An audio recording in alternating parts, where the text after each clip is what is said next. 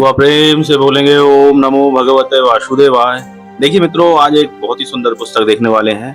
नाम है इस पुस्तक का साधक में साधुता। गीता प्रेस गोरखपुर से होती है पब्लिश। कोड दिया गया है इस पुस्तक को 1595। और इस पुस्तक में जो प्रवचन मिलते हैं, जो वचन हैं, ब्रज भाषा में लिखे हुए गए हैं पंडित श्री गया प्रसाद जी के। देखिए पुस्तक की अगर बनावट देखें तो इतनी मोटाई है इस पुस्तक की, और बैक कवर कुछ इस प्रकार से है। ये तो रही इस पुस्तक की बाहरी बनावट। अब देखते हैं पुस्तक में अंदर। तो देखिए, साधक में साधुता, कोड संज्ञा 1595, पंडित श्री गया प्रसाद जी। इस प्रकार से शुरुआत होती है। संवत 2081 का ये नवा पुनः मुद्रण वाला संस्करण मेरे पास है, जिसमें 22,000 प्रतिलिपियां छापी गई थी। 45 रुपए इसका मूल्य है। इस पुस्तक को मंगाने के लिए आप इन वेबसाइटों को विजिट कीजिए या फिर इन फोन नंबरों को लगाइए, तब आपको ये वाली किताब मिल जाएगी। अब पढ़ते हैं निवेदन। निवेदन की अगर बात की जाए तो यहाँ पे देखिए, आध्यात्मिक जगत में सत्संग की बड़ी महिमा है। जो व्यक्ति मानव जीवन प्राप्त कर इसी जन्म में जीवन मरण के बंधन से मुक्त होना चाहता है, अर्थात जिसके हृदय में परमात्मा प्रभु को प्राप्त करने का दृढ़ भाव है और इसके लिए सतत प्रयत्नशील है, वही व्यक्ति साधक है। क्योंकि साधक में साधुता तो होनी ही चाहिए। बिना साधुता के साधना सिद्ध नहीं हो सकती। वास्तव में साधुता से सांसारिक लोग अपरिचित होते हैं।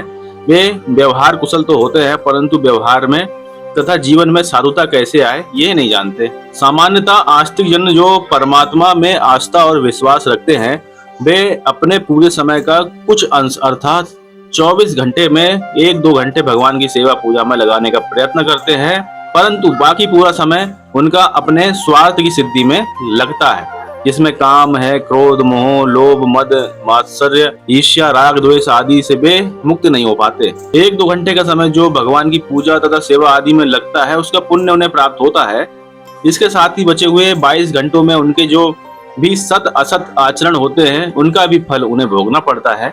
ये उनके बंधन का मुख्य कारण बनता है। अतः जिन्हें संसार सागर की भवाटवी से पार होना है, अर्थात इसी जीवन में बंधनों से मुक्त होकर भगवत सन्निधि प्राप्त करनी है, उन साधकों को अपने जीवन में साधुता लानी ही होगी।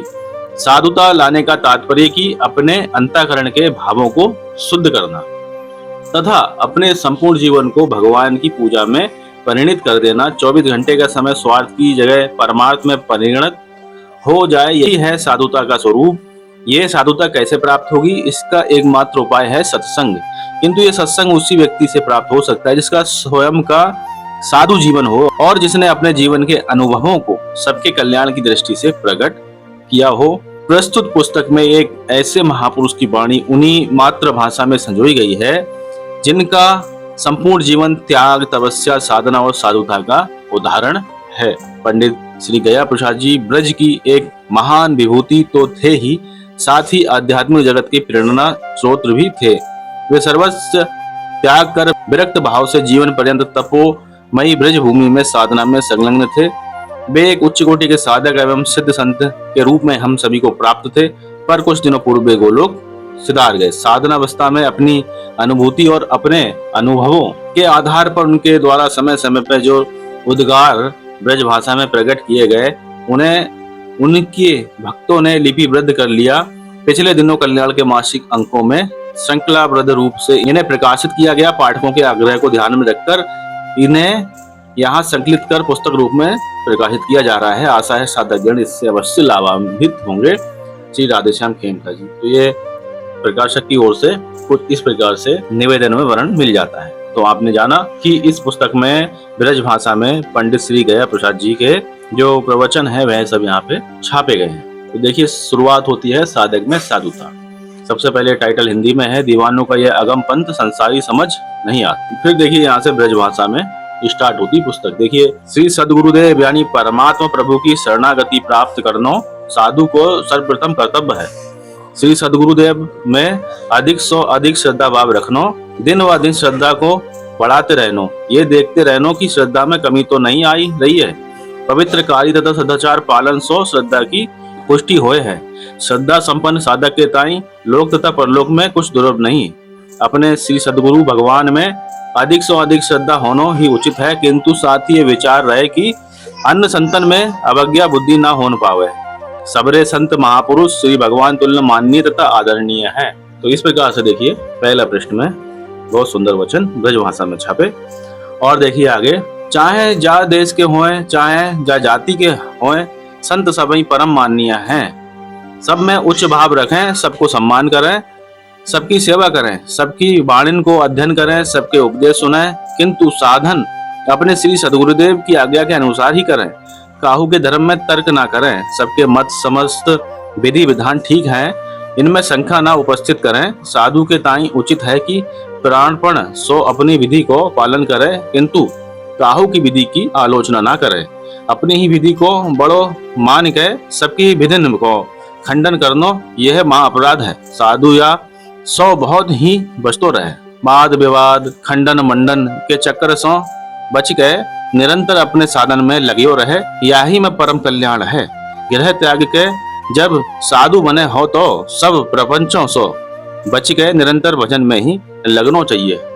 भजन ही करें, भजन ही विचारें, भजन की ही अनेकन युक्तियां सोचें, भजन में अतृप्ति ही रहे, जीवन को एक क्षण भजन में ही व्यतीत करें। जो बात वस्तु व्यक्ति स्थान भजन में बाधक हों, उनसे सदैव ही बचते रहो। फिर देखिए आगे की लाइन में बहुत सुंदर बात बोली है। अधिक बोलनो, अधिक निद्रा, अधिक आहार, नशीली वस्तुओं को सेवन, जन समाज में बैठनो, ब्रह्मचार्य को अभाव, क्रोध अधिक, दोषण को आवेश, रजोगुण की वृद्धि, महत अवज्ञा, सदाचार पालन में कमी, दंभ भोग शक्ति, कार्य बाहुल्य, शरीर की अस्वस्थता, चिंता मन की अशांति, श्री सदगुरुदेव भक्ति में कमी, ये सब भजन में बाधक हैं।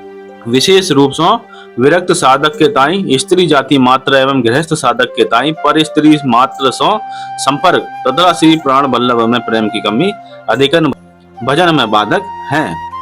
श्री सदगुरु भक्ति त्याग में जीवन, नियम पालन में दृढ़ता, संयम सदाचार पालन, गुरुजन सेवा, अखंड ब्रह्मचार्य, एकांतवास, ये सब भजन में सहायक हैं।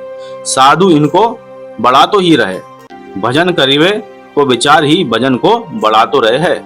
भजन करीवे में रुचि बढ़े या बात की इच्छा होए तो अन्य समस्त कार्य शिथिल कर तो जाए, चाहे वे कार्य कितने हों शुभ क्यों ना प्रतीत होते हों। तो इस प्रकार से देखिए बहुत सुंदर जो है यहाँ पे प्रवचन मिल जाते हैं।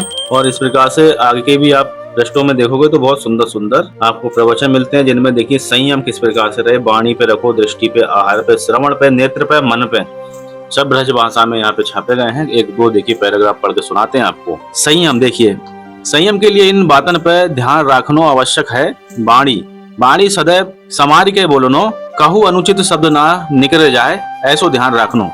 कम बोलनो, सत्य मृदु एवं हितकर वाक्य ही मुख से उच्चारण करनो। कबहू कैसी हूँ परिस्थिति में काहू सो कठोर वचन नहीं बोलनो। तो ये जो है वाणी होनी चाहिए ऐसी। फिर देखिए दृष्टि, बहुत समार के दृष्टि उठानो, कहू स्त्री अधिकन पे दृष्टि ना पड़ी जाए ऐसी संभार राखनी। बहुत ही आवश्यकता परिवे पे देखनो, आगे को मार्ग देख के तब दृष्टि उठानो। मार्ग चलते समय इत उत में नहीं झांकनो। ये दृष्टि के विषय में जानकारी है। फिर देखिए आहार के विषय, आहार उतनो ही करनो जितने में उदर पूर्ति है जाए। सात्विकी हितकर, हल्को पाचक तथा जाम के कम व्यय पर ऐसो ही आहार करनो। शरीर की रक्षा के ताई ही भोजन करनो, जीवा के स्वाद के विचार सो कोई आहार नहीं करनो। बहुत गर्म भारी उत्तेजक अभक्ष्य तथा मादक वस्तु कबहू नहीं ग्रहण करनी। भोजन करते समय विशेष सावधानी यह राखे कि मन में हूँ कोई दूषित विचार नहीं आन पावे। सदैव पवित्र विचारन की गंगा में डूबते भय ही भोजन करनो। भोजन के समय कहूँ क्रोध नहीं करे, ऐसो करवे सो भोजन को रस बिनवे की अपेक्षा विष ही बने है, जो शरीर में नाना प्रकार की विकृति पैदा करे है। साथ ही यांसो रक्त हूँ दूषित होए है, कबहू श्री भगवत असमर्पित आहार ग्रहण नहीं करना। तो बहुत सुंदर यहाँ पे देखिए बात मिलती है। अब देखिए श्रवण के विषय में पढ़ते हैं। श्रवण क्या करना चाहिए, महाराज जी यहाँ पे लिखते हैं, श्रवण से प्रत्येक क्षण श्री भगवत चरित्र सुनो, संतन के चरित्र सुनो। काहू की प्रशंसा होती हो तो सुनो, काहू की निंदा नहीं सुननी, अश्लील गाने नहीं सुनने, अपनी प्रशंसा नहीं सुननी। जो पाप लगे है पर निंदा करीबे में, वही पाप लगे है अपनी प्रशंसा करीबे में। जो पाप लगे है पर निंदा सुनवे में, वही पाप लगे है अपनी प्रशंसा सुनवे में। हित कर बाके ही सुननो, अनावश्यक श्रुति सो बचिवे के ताई जोर जोर सो श्री भगवत नाम उच्चार करनो। यहाँ पे भी बहुत सुंदर बात मिल जाती है।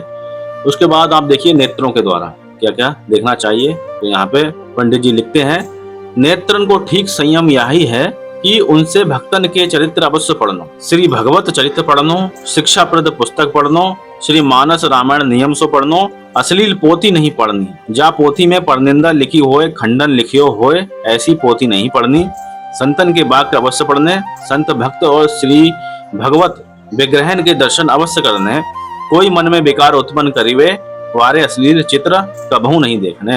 तो ये चित्रों के विषय में जानकारी दी है। अब देखिए मन से कैसा स्मरण चलना चाहिए। वह है, मन में विषय संबंधी संकल्प ना उठन पावे, काहू को अनिष्ट चिंतन ना होने पावे। जब जब मन में अनुचित संकल्प उठने लगे तब तब श्री भगवत कृपा को स्मरण करनो की श्री प्राणनाथ ने बड़ी कृपा करी की, मोको मनुष्य जन्म दियो, विद्या अध्ययन करायो, उत्तम संग दियो, और अब हमें चाहिए कि सदैव सावधान रहें, कोई दूषित संकल्प मन में ना उठन पावे। तो देखिए बहुत सुंदर यहाँ पे वचन मिल जाते हैं जिनको पढ़ के आपको निश्चित रूप से आनंद की प्राप्ति होने वाली है। यहाँ पे तो मैंने अभी आपको 2 ही 3 पेज पढ़ के सुनाए हैं और बाकी आप देखेंगे तो इसमें बहुत ही सुंदर सुंदर आपको प्रवचन मिलने वाले हैं। अब देखिए यहाँ पे काफी सुंदर प्रवचन मिलते हैं पंडित जी श्री गया प्रसाद जी महाराज के, जो लिखते हैं कि साधक में चारों वर्ण उपस्थित होते हैं। कैसे उपस्थित होते हैं देखिए, ब्राह्मण तपोनिष्ठ सदाचार्य इंद्रियजित विद्वान मर्मज्ञ तत्वज्ञ एवं कर्मनिष्ठ धर्मनिष्ठ और आदर्श होए है, या विषय में हम ब्राह्मण हैं। अगर ये गुण है तो या विषय में हम ब्राह्मण हैं। क्षत्रिय के सूरवीर जितेंद्रिय निव्यसनी सतर्क, शत्रु दमन में परम दक्ष, संग्राम में पूर्ण सावधान, विजयछु कबहू कैसी हूँ परिस्थिति में हतोत्साही ना होनो तथा पूर्ण उद्योगशील होए है, या विषय में हम क्षत्रिय हूँ हैं। वैश्य व्यापार के ताई देश देशांतर में भ्रमण करनो, व्यापार में परम दक्ष, हानि सहवे में असमर्थ, उन्नतिशील, निरालसी, सतर्क, पूंजी जोड़वे में असंतुष्ट, व्यय करवे में अति सावधान, व्यापार आधिक्य में उन्नति में सदा प्रसन्न रहनो, और व्यापार की कमी में घाटे में खिन्न तथा दुखी होए है, या विषय में हम वैश्य हूँ हैं। शूद्रों में दीन सेवापरायण, पूर्ण सावधान, अहंकार शून्य, अति सहिष्णु, क्रोध रहित, अल्पभाषी, अति संयमी, स्वसुख परित्यागी, गंभीर, क्षमाशील, परम नर्म तथा सेव सुख में सुखी रहे हैं, या विषय में गुरुजनन के समक्ष हम हूँ शूद्रवत हैं। चारों वर्ण के धर्म लक्षण तथा स्वभाव हम एक ही में ही होने चाहिए। मतलब जो साधक है तो जो चारों वर्ण के लक्षण जो होते हैं वो साधक में ही होने चाहिए। कर्म से ब्राह्मण भी, क्षत्रिय भी, वैश्य भी और शूद्र भी, इन चारों वर्णन के धर्म लक्षण तथा स्वभाव हम में ही होने चाहिए। तो यहाँ पे देखिए बहुत सुंदर बात लिखी। आगे भी अगर आप पढ़ेंगे तो साधक जगत में 4 पुण्य और पाप के विषय में यहाँ पे महाराज जी बहुत उत्तम बात बताएंगे। तो इस प्रकार से अभी 2 ही 3 पेज हमने आपको पढ़ के सुनाए हैं और निश्चित रूप से आपको आनंद की प्राप्ति हुई होगी। और भी यहाँ पे देखिए बहुत सुंदर सुंदर प्रवचन मिल जाते हैं महाराज जी के। अगर आपको पढ़ना है तो आप इस पुस्तक को गीता प्रेस की वेबसाइट से ले लीजिएगा। प्रश्नों की संख्या की अगर बात की जाए तो यहाँ पे प्रश्नों की संख्या 256 आपको मिल जाती है। 256 इसमें पेजेस हैं। तो यहाँ पे आके होती है पुस्तक संपन्न। बहुत सुंदर पुस्तक मुझे लगी, साधक में साधुता, 1595 नंबर कोड। तो मित्रों मिलते हैं और किसी ज्ञानवर्धक वीडियो के साथ में। ख्याल रखिएगा अपना। एक बार प्रेम से बोलेंगे ओम नमो भगवते वासुदेवाय।